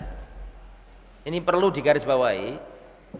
Di zaman Nabi, perhatikan biar gak salah paham. Nanti kalau salah paham bahaya juga ini. Al-ahkam at-taklifiyah, hukum-hukum yang 5 itu wajib, sunnah, haram, makruh, mubah, 5 itu secara pengistilahan zaman Nabi belum ada. 5 ini loh, secara pengistilahan zaman Nabi belum ada. Tetapi secara esensi sudah ada. Meskipun gak dinamai. Oh pokoknya Rasulullah iki melakukan terus, memerintahkannya, bahkan membuat ancaman bagi yang meninggalkannya. Oh ini kategorinya itu harus. Meskipun pada waktu itu belum ada pembagian 5, tapi secara esensi para sahabat itu paham. Para sahabat itu paham kalau sholat tahiyatul masjid itu tidak wajib. Tapi ini ditekankan, dianjurkan, tapi nggak sampai wajib. Para sahabat itu paham. Ya, paham saya ya. Tapi secara penamaan itu belum ada di zaman Nabi. Termasuk sunnah muakkad itu secara penamaan belum ada. Tapi secara esensi sudah ada apa belum? Tolong jawab, sudah ada belum? Sudah. Oh Rasulullah ini saat durunge sholat subuh kok terus-terusan sholat sunai. Ya kan bahkan ada fadilahnya ya kan. Dan Rasulullah nggak pernah meninggalkannya. Oh ini sunnah muakkad. Tapi nek saat durunge asar kok kadang-kadang Rasulullah ini ninggalno. Oh ini berarti ghairu muak. Jeneng ngono ku durung ono. Jeneng muakkad durung ono. Jeneng ghairu muakkad durung ono. Belum diistilahkan. Tapi para sahabat sudah paham esensinya. Oh, nek iki Rasulullah nglakoni, nek iki kadang-kadang nglakoni, kadang enggak. Paham nggih? Sudah paham enggak maksudnya? Nah, cuma para ulama mazhab itu kan memudahkan kita. Ngajari ini cek enjo, cek enak ngono lho, diklasifikasikan. Termasuk zamannya Abu Bakar, Umar belum ada idhar, iklab, idhombiuna, idhombilahuna, ikhfa. Ngerti? Sama nek belajar tajwid itu lho, Pak. Nun mati ketemu huruf hijaiyah ada 5 ya kan? Idhar, idhombiuna, idhombilahuna, iklab, ikhfa. Belum ada, penamaannya belum ada. Tapi secara mocoe wis tepak. Bisa dipahami ya? Nah, seperti itu. Seperti di zaman Nabi belum ada pembagian kalau belajar nahwu ya ada mubtada, khobar, maf'ul, fa'il, belum ada. Tapi mau choice tepak kabeh. Padha karo wong Indonesia zaman dulu ditakoni, bapak kita ini ngomong Indonesia bisa. Bapak kita di rumah di desa itu, bapak saya di desa itu bahasa Indonesia bisa, tapi ditanyai subjek apa, Pak? Ya mbuh, gak ero deh. Predikat itu apa, Pak? Objek gak ngerti. Tapi ngerti bahasa Indonesia. Esensinya sudah dipahami, tapi pengistilahannya yang belum paham. Seperti itu, termasuk yang jenengan sebutkan tadi, memang secara penamaan belum ada, tapi secara esensi sudah dilakukan oleh para sahabat. Sampai sini bisa dipahami insyaallah? Oke. Nah, sekarang kasus yang jenengan sampaikan tadi. Jenengan tadi menyampaikan kalau sudah nyampe sini, tapi sudah ada kajian. Pengen sholat sunnah tapi sudah dimulai kajiannya, ini bagaimana? Jawabannya penjenengan lain kali sholat saja. Harus sholat. Ini kajian biasa. Rasulullah pernah khutbah Jumat loh. Ini yang ngomong Rasulullah, yang khutbah Jumat, yang khotibnya Rasulullah. Plus, ya plus apa? Plus itu eventnya event khutbah Jumat. Ada sahabat Nabi celek duduk. Kata Rasulullah, aku sudah sholat belum? Belum ya Rasulullah. Sholatlah. Padahal lagi eventnya Jumatan plus yang khutbah siapa?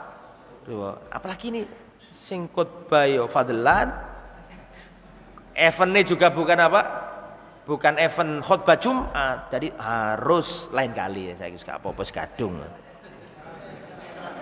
Tego loh ya. Lain kali sholat aja Pak, enggak apa-apa. Misalnya datang telat enggak apa-apa, sholat aja enggak apa-apa. Karena ada udzur tadi macet misalnya, sholat aja enggak apa-apa. Lain kali ya kalau sekarang sudah telat. Ojo tego-tego sampean, Pak. Apakah boleh wudu pakai air hangat? Insyaallah enggak apa-apa ya, apalagi kalau musim dingin, terus meriang badan. Enggak apa-apa. Wallahu a'lam.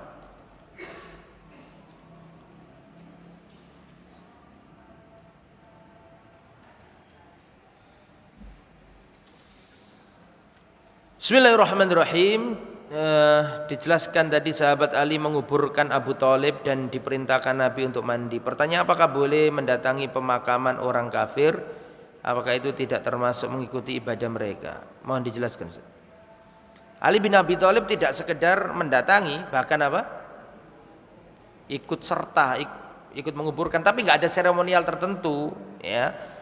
Lah kalau seandainya itu keluarga kita, bapak kita, ibu kita, naudzubillah min dzalik, misalnya murtad atau non muslim, terus kita mengikutinya tapi nggak ikut proses yang aneh-aneh, nggak ikut proses kebaktiannya, nggak ikut doa-doanya, sekedar mengiringi tok, setahu saya wallahu alam tidak mengapa. Wallahu alam, setahu saya tidak mengapa.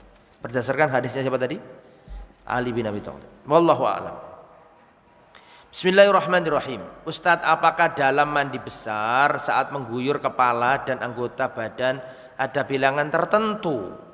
Karena saat saya SMA diajarkan jika mandi besar mengguyur kepala dan badan yang dengan bilangan ganjil.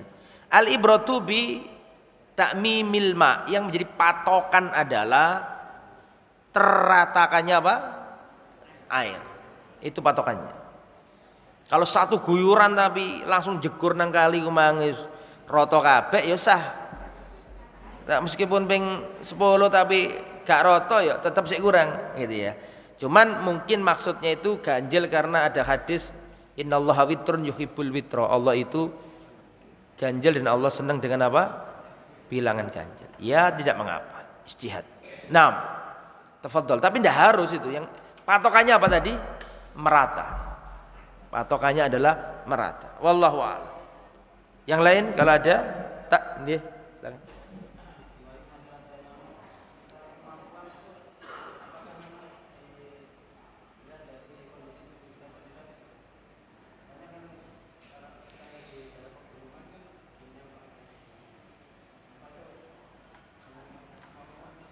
Iya, asbihul wudu alal makarih itu sudah pernah kita jelaskan kemarin. Sempurnakanlah wudu meskipun kamu dalam keadaan yang enggan, sulit, repot. Saya pernah di Ngadirejo ya, dekat Bromo itu. Dinginnya luar biasa. Kita beli bakso itu belum sampai rumah sudah dingin. Saking apa? Saking dinginnya. Lah kayak gitu ya, wallahu alam kita usahakan dulu, kita usahakan berwudu lah. Kita tetap usahakan apa? Berwudu karena pahalanya besar. Asbihul wudu alal makari. Berwudulah, sempurnakanlah meskipun kamu dalam kondisi susah, enggan, repot. Ya termasuk musim dingin itu. Usahakan. Tapi kalau enggak kuat karena sampai meriang menggigil, ya sudah, jangan dipaksa, enggak apa-apa tayamum. Seperti hadisnya siapa tadi? Hadis siapa tadi? Amr ibn al-As. Nah. Tafadhal.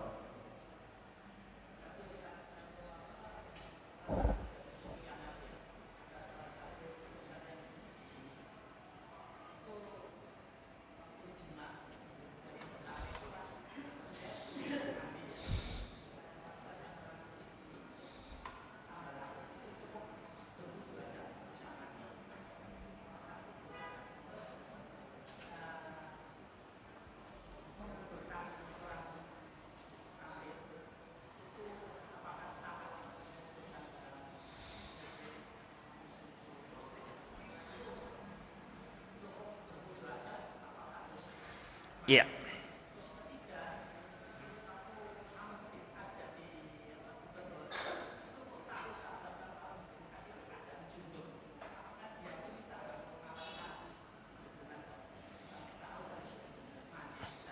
Nggih. Ada 3 ya. Yang pertama tadi sampai lali aku. Yang pertama tadi apa, Pak? Oh iya, yang pertama tadi wudu. Boleh dua-duanya, enggak masalah. Intinya itu tajdidun nasyat. Intinya itu mengembalikan apa? Kekuatan tubuh. Rasulullah sendiri melakukannya dengan Rasulullah SAW menggilir istrinya, pindah dari istri satu ke istri yang lain dengan cara mandi pernah. Wudu tak apa-apa, ada masalah. Silakan. Untuk mengembalikan kesegaran badan. Tuh, terus yang kedua tadi masalah apa?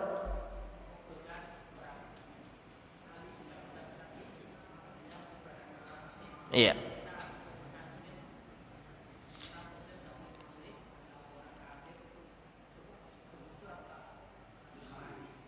Ya, kalau yang di kitab Al-Wajiz, saya bawa kitab Al-Wajiz sekarang, banyak yang kitab ini populer kok di tengah-tengah jenengan, banyak yang punya biasanya. Ya, ini Al-Ghuslu min Ghuslil Mayyit. Tadi sudah belum saya jelaskan ya. Mandi karena memandikan mayit.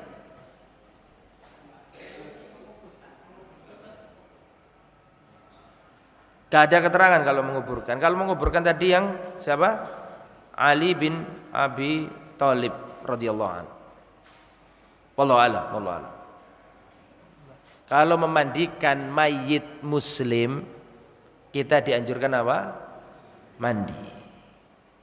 Terus kalau menguburkan, wallahu a'lam kalau menguburkan, wallahu a'lam. Kalau yang muslim ya, kalau yang di sini tertera al-iktisal min dafnil musyrik. Mandi besar setelah memandikan setelah apa? Menguburkan orang musyrik. Yang nomor 3,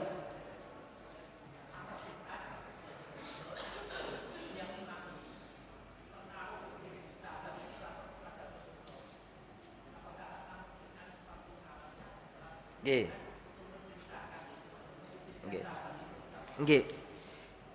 Kayak gitu itu banyak Pak dalam hadis dan tidak harus kita ketahui. Jelas ada sebab musibabnya mesti itu, tapi nggak harus kita teliti. Kita sampaikan sebatas apa yang ada di hadis. Bisa jadi Amr bin As memberikan ilmu kepada para sahabat. Ini musim dingin, ini adalah salju, tapi itu nggak diterangkan di hadis. Cuman para sahabat menjelaskan bahwa Amr bin As ini dalam kondisi apa tadi? Junub begitu aja.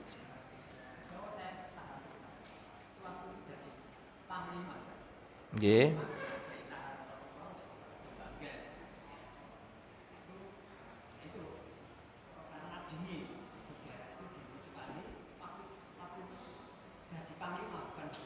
Nggih. Nggih.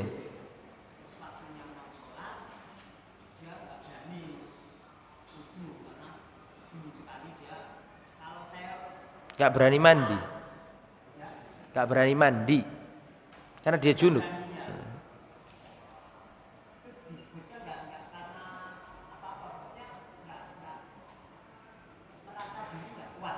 Oke. Nggih. Nggih, tapi yang ditanyakan beliau itu sahabat kok tahu kalau beliau itu sedang junub. Ya, bukan masalah gubernur apa panglimanya, yang dimasalahkan beliau itu para sahabat kok tahu kondisinya beliau itu loh dalam kondisi apa? Junub. Padahal kan privasi kan masalah junub itu. Lah saya jawab, kasus-kasus yang seperti jenengan sampaikan itu banyak dalam hadis Nabi. Itu ada prosesnya, tapi ada yang diceritakan dalam hadis dan ada yang tidak diceritakan. Tapi itu jelas gak mungkin kok ujuk-ujuk sahabat tahu, ya gak mungkin. Mesti ada prosesnya, ada alurnya. Cuman hadis itu kan gak semua harus disampaikan. Bisa jadi Amr bin As menyampaikan itu langsung kepada para sahabat sambil menyampaikan ilmu dan seterusnya. Jadi wallahu alam ya. Dan kalau yang seperti itu harus ditanyakan, banyak hadis-hadis yang serupa juga perlu ditanyakan. Bisa dipahami ya Pak? Dan memang seperti yang disampaikan Bapak tadi, Amr bin As sebelum jadi gubernur Mesir, memang beliau adalah komandan perang, di antaranya ke Syam tadi itu. Ya, wallahu a'lam. Mandi hari Jumat apakah wajib bagi perempuan? Wallahu a'lam, setahu saya yang apa? Laki-laki untuk menghadiri sholat Jumat. Makanya wong Islam itu, wong Islam lanang-lanang iki minimal iku makan itu enggak ada di agama lain. Agama kita diwatur luar biasa. Di agama kita ini wong lanang kudu wudu 5 kali, ya kan? Itu sudah untuk mengalihkan menguatkan apa orang yang suntuk, lagi lemes, malas, dengan wudu jekir lagi, semangat lagi. Ada juga syariat mandi. Lah, di Arab itu beda dengan di Indonesia. Orang enggak mandi selama apa? Sepekan pun. Kalau waktunya musim dingin atau musim apa panas sekalipun, tidak ada apa? Tidak ada keringat. Makanya dikasih dalam Islam minimal itu ya pas waktu apa? Jumatan itu. Beda dengan orang Eropa. Orang Eropa sebelum Andalusia, Spanyol ditaklukkan oleh kaum muslimin, masih masa kegelapan, mereka cebok aja nggak ngerti kok. Bau-bau mereka. Terus datang Islam menaklukkan apa? Andalusia. Kemudian sampai menguasai sekian abad, 7 abad atau sampai 8 abad. Akhirnya anak-anaknya orang Inggris, Perancis disekolahkan kemana? Ke Spanyol atau Andalusia dulu. Nama Islamnya kan Andalusia. Terus mereka menyusun kekuatan. Dan ya biasa, penyakit orang Islam itu nek wis enak itu tadi. Muncul pengen menguasai, akhirnya terjadi negara kecil. Bangsa Frank Perancis datang dan menghabisi mereka, ya orang-orang Eropa menghabisi, maka ilmu pengetahuan yang ada di Asbania, di Spanyol itu, di Andalusia itu diambil semuanya, diterjemahkan ke bahasa Inggris dan didalami sama mereka. Ini bedanya penaklukan tentara Tartar Mongol ketika menghabiskan Baghdad, melululantakkan Baghdad.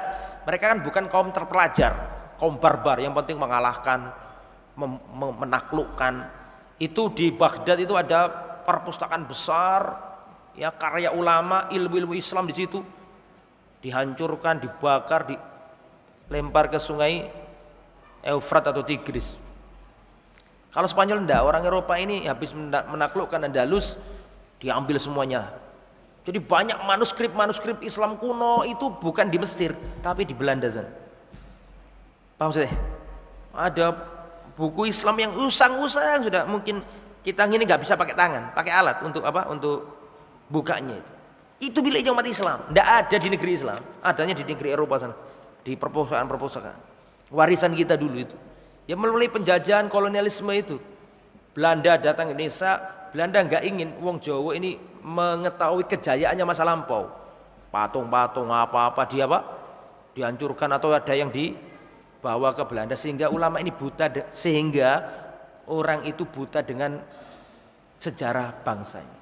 Sehingga nggak mungkin menang karena nggak punya masa lalu kejayaan, padahal punya masa kejayaan. Termasuk Arab juga digituin sama Perancis datang ke Afrika, kemudian Inggris datang ke tanah Syam, ke Mesir dijajah juga, Belanda datang ke Indonesia, Spanyol datang ke Filipina, Inggris datang ke Pakistan, India, Bangladesh. Itu banyak yang warisan-warisan Islam digelapkan sama mereka. Jadi setahu saya wallahu alam ini mandi itu bagi laki-laki tadi yang sholat Jumat tadi itu. Wallahu a'lam bishawab. Ada lagi silakan. Tafadhal. Monggo.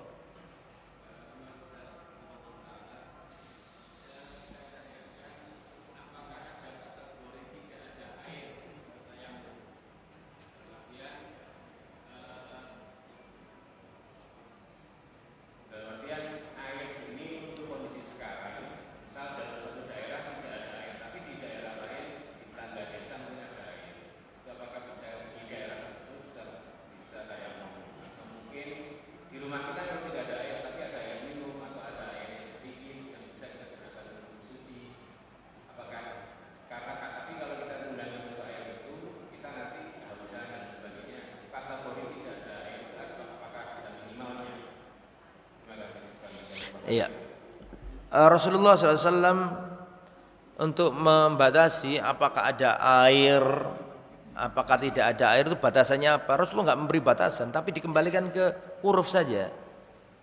Kalau kita misalnya safar bareng teman-teman nggak ada air, cari sana cari sini, kita di perjalanan nggak ada air, sudah wudu.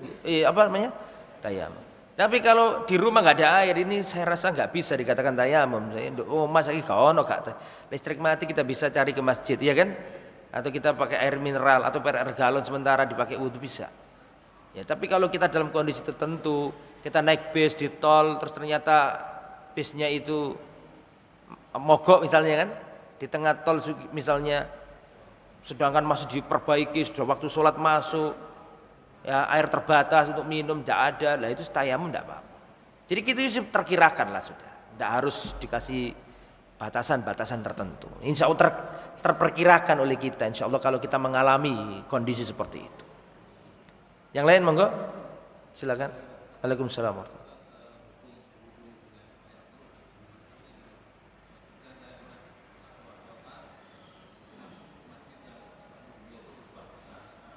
wabarakatuh. Ya, paham.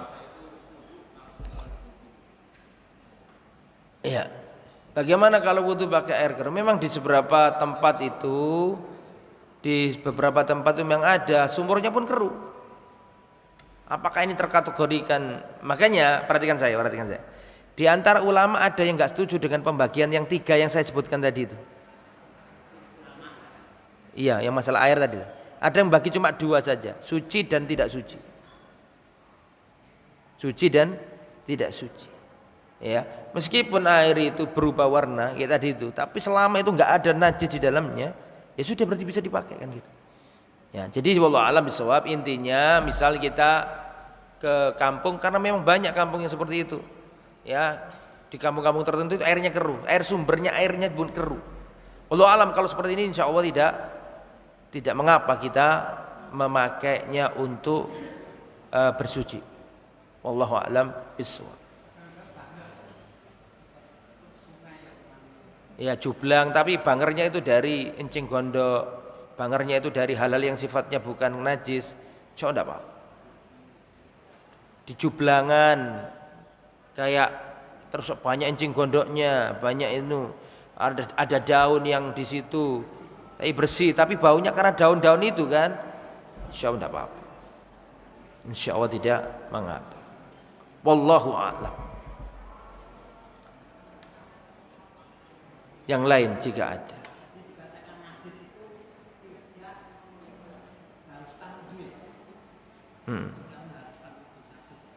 Tidak wajib wudu kalau kena najis. Contohnya kita sudah wudu,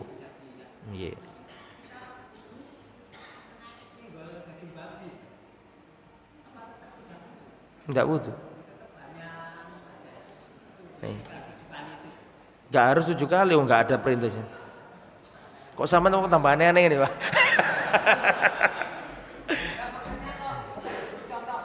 Itu ada. Kalau yang 7 itu anjing. Kalau babi ya najis gitu aja.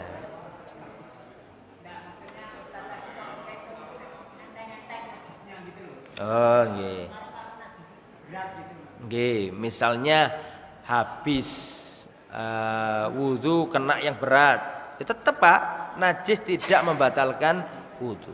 Yang berat najis mukhaffafa, najis mughalladha, selama itu najis tidak membatalkan wudu. Cukup diapakan? Bersihkan, selesai. Nah, terus apa lagi? Silakan Mas. Dalam darah kita, wallahu a'lam bishawab, khilaf para ulama tentang darah. Ya, tetapi para sahabat Nabi itu sholat sedangkan darah mereka mengucur karena perang. Bisa dipahami saya? Jadi wallahu a'lam seperti itu kadang. Kalau darah kita, insyaallah tidak. Wallahu a'lam. Atau nanah, tidak apa-apa. Kita sakit, punya luka, berdarah, kita pakai sholat tidak mengapa. Dalam apa Mas?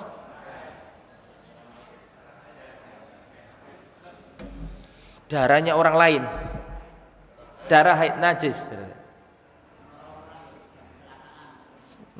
Nggih, darah haid najis wallahu alam. Makanya harus dibersihkan kalau kena baju kita. Wallahu alam. Wallahu alam. Yang lain silakan.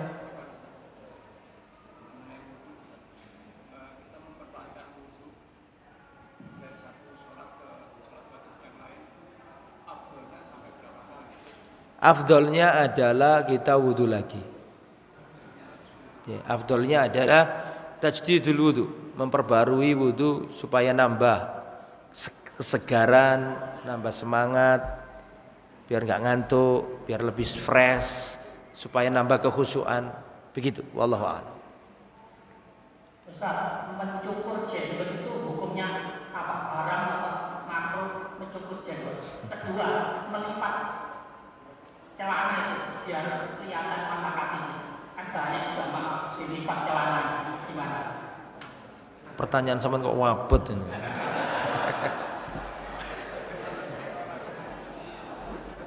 Ya, Rasulullah Sallallahu Alaihi Wasallam itu membiarkan jenggot beliau bahkan sampai ke dada, ya, bahkan sampai ke dada. Rasulullah mengatakan, biarkan jenggot kalian dan cukurlah apa? Kumis kalian. Adapun masalah isbal, Rasulullah sallallahu alaihi wasallam mengatakan ma asfala minal ka'baini minal izari fa finnar. Apa saja yang di bawah mata kaki maka itu finnar, tempatnya di neraka. Maka kita berusaha meneladani Rasulullah sallallahu alaihi wasallam dalam hal sunnah-sunnah. Umar bin Khattab radhiyallahu anhu, beliau ditusuk oleh seorang yang bernama Abu Lu'lu'ah al-Majusi, ditusuk. Sehingga beliau waktu itu ngimami salat subuh. Datang Abu Lu'lu'ah al-Majusi, orang Persia, agamanya Majusi, menusuk Sayyidina Umar, bersimbah darah perutnya ini. Beliau tersungkur.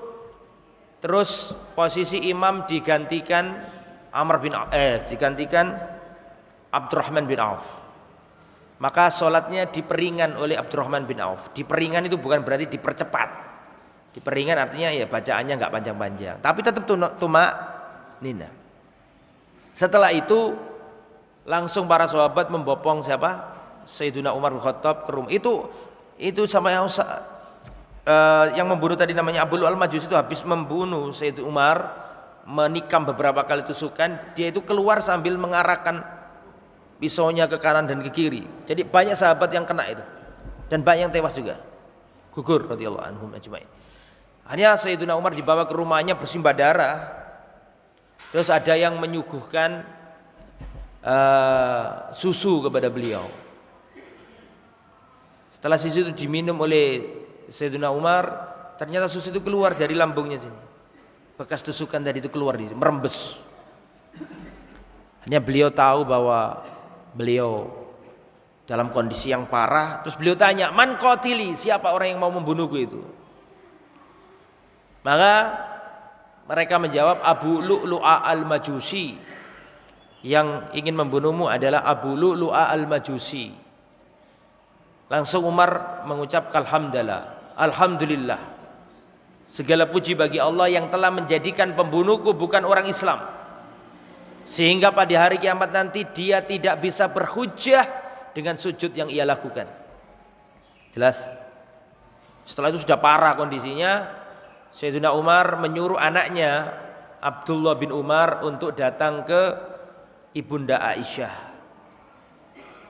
Tolong sampaikan ke Ibunda Aisyah, secara umur ya tua Umar bin Khattab ya kan, tapi secara kedudukan statusnya Aisyah adalah ibunda kaum muslimin. Tolong sampaikan kepada Siti Aisyah, jika diperkenankan aku ingin dikubur, kalau mati nanti dikubur di samping kedua sahabatku. Karena kedua sahabatnya Umar siapa maksudnya? Rasulullah dan Abu Bakar itu dimakamkan di kamarnya Aisyah. Ya, Rasulullah, Abu Bakar tinggal satu jatahnya, ini satu kamar itu jatahnya Aisyah, karena memang itu rumahnya Aisyah, kamarnya Aisyah. Maka datang Abdullah bin Umar mengucapkan salam bahwasanya Amirul Mukminin, tapi Umar ngomong jangan katakan Amirul Mukminin, katakan Umar saja. Umar telah minta izin jika diperkenankan ingin dikubur di samping kedua sahabatnya. Kalau aku mati nanti itu menjadi kuburanku. Tapi karena Umar bin Khattab khalifah menginginkannya, maka aku relakan hakku. Akhirnya diizini. Kemudian apa hubungannya sama tadi? Sebentar Pak, nanti ada di ujungnya, itu yang paling penting. Karena kok gak nyambung. Akhirnya Abdullah bin Umar pulang menyampaikan kabar itu, dan Umar senang karena diizini. Nah, itu Umar dalam kondisi parah itu.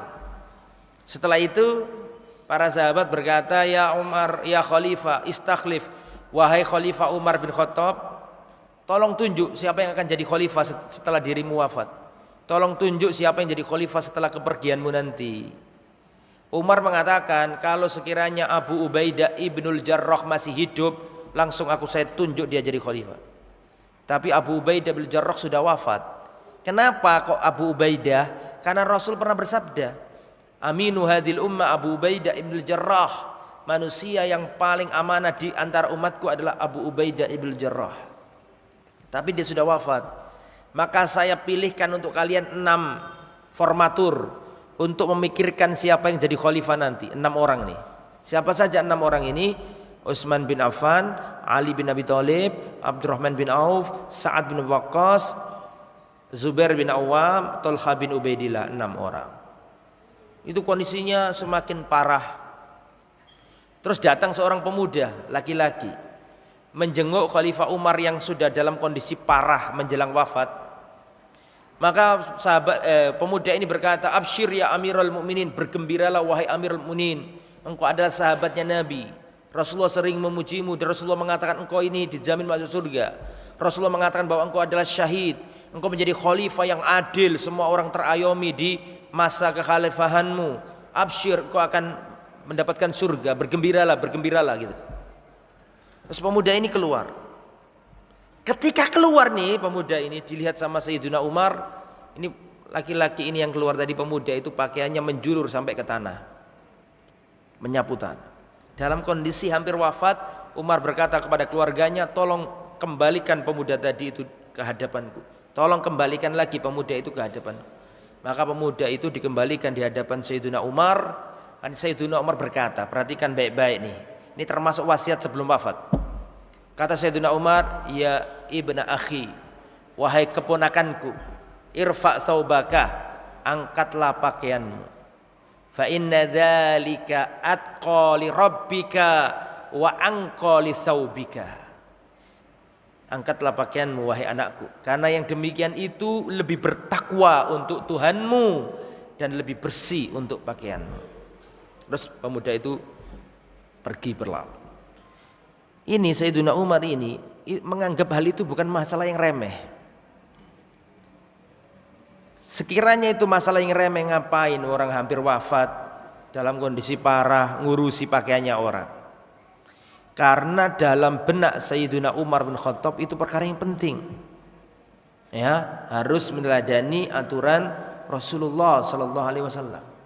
Ya, berittiba kepada Rasulullah sallallahu alaihi wasallam. Ya. Laisa kullun yadda'i waslan bilaila. Semua orang ngaku cinta Nabi. Kullun yadda'i waslan bilaila. Setiap orang ngaku cinta atau punya hubungan dekat sama wanita cantik bernama Laila.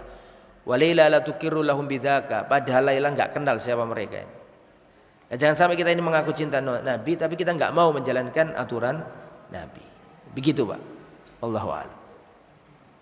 Yang lain kalau ada. Tafadhol.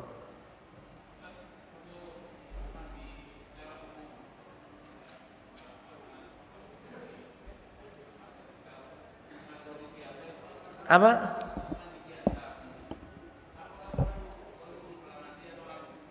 Iya. Kalau sekali lagi kita kalau sudah kajian fikih, kalau disebutkan kata mandi, maka langsung masuk di kepala kita ini mandi apa? Besar. Kita nggak berbicara dari A sampai Z, kita duduk di sini nggak berbicara mandi biasa, ya. Tapi yang kita bicarakan adalah mandi besar. Jadi itu nggak masuk kategori yang kita sampaikan. Jadi kalau ada pembahasan kalau sudah mandi besar nggak perlu wudu, maka ini nggak berlaku dengan mandi biasa. Begitu Mas ya. Nah, Allah. Terakhir, oke, monggo.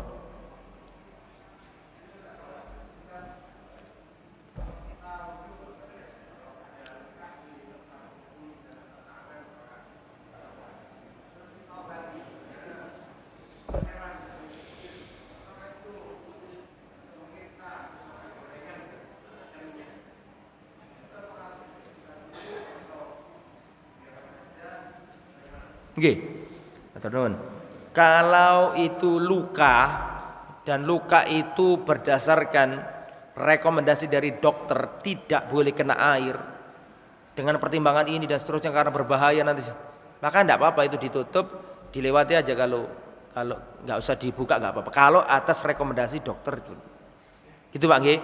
Tapi kalau itu yang sifatnya bukan masalah karena luka, kalau luka kan sudah udur ya beda lagi, kita nggak berbahas. Tapi kalau misalnya spidol atau tip X atau gorengan, maka harus dihilangkan dan harus makanya nggak tahu jenisnya. Kalau jenisnya itu sebenarnya nggak masalah, tetap air bisa nerembes ke kulit, nggak usah dihilangkan nggak apa-apa. Ujung-ujungnya juga bisa apa? Nerembes. Tapi kalau hal itu bisa menghalangi tersalurnya air ke ke anggota wudhu kita, maka harus dihilangkan dulu. Makanya tergantung, itu kalau sudah teresap ya nggak usah dihilangkan nggak apa-apa. Tapi kalau nggak bisa harus dihilangin dulu ya, harus dihilangin dulu. Harus dihilangin dulu misalnya kena tip X atau apa yang bisa menghalangi wudhu, dihilangkan. Kalau sudah bersih baru wudhu. Tapi kalau sudah susah, repot banget, ya sudah bismillah tidak apa-apa. Yang penting sudah berusaha. Gitu Bang ya. Terakhir dan nggak boleh ada yang tanya lagi. Silakan.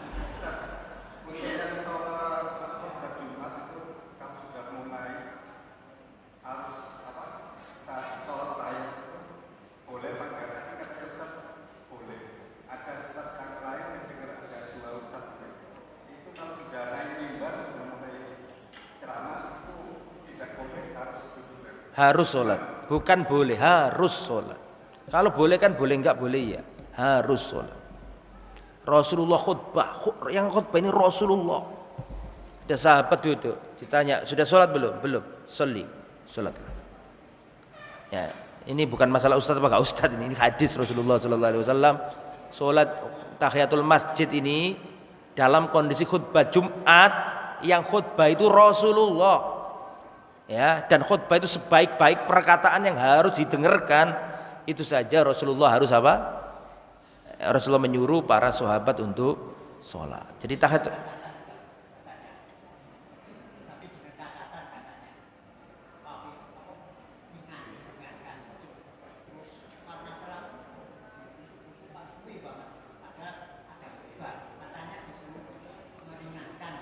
Nggih.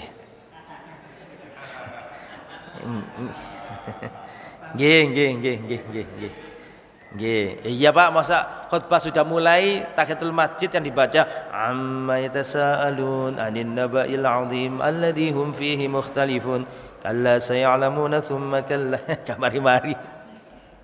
Itu ya otomatis lah kalau kayak gitu ya, jangan lambat-lambat. Intinya tetap tahiyatul masjid. Ada adzan salat enggak apa-apa. Idza dakhala ahadukum al masjid, kalau kamu masuk masjid jangan duduk, salat 2 rakaat. Jadi salat aja.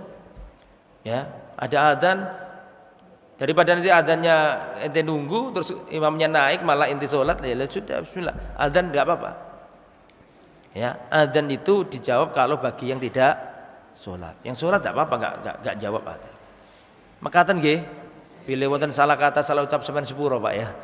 Kadang-kadang kita ini ngomongnya ini enggak terarah ya, tolong dimaafkan ya. Ngapunten. Jazakallahu khairan katsiran. Semoga Allah Subhanahu wa taala mengampuni dan menggugurkan dosa-dosa kita semua. Subhanakallahumma bihamdika asyhadu an la ilaha illa anta astaghfiruka wa atubu ilaik. Wassalamualaikum warahmatullahi wabarakatuh.